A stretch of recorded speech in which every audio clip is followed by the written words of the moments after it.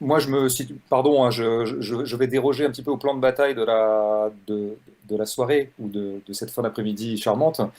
Non, moi, je me situe absolument pas autour des élections en général, surtout pas présidentielles et surtout pas celle-là. Je crois que le geste le plus sain, à la fois, je dirais, pour l'équilibre mental, pour la justesse, pour la clarté des cerveaux, ce serait bien de passer son année à être très vigilant, à ne surtout pas s'occuper de cette élection. Et que tous les gens qui y prêteront attention, ce sera toujours des minutes d'attention perdues pour la pensée.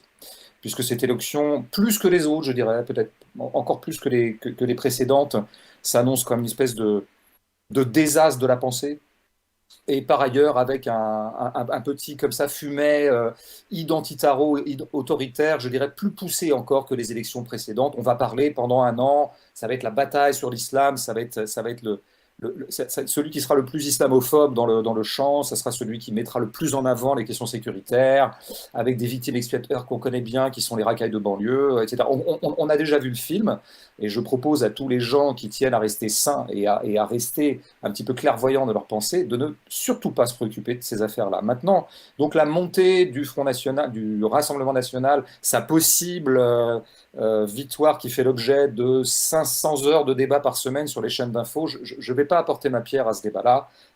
Il arrivera ce qu'il arrivera.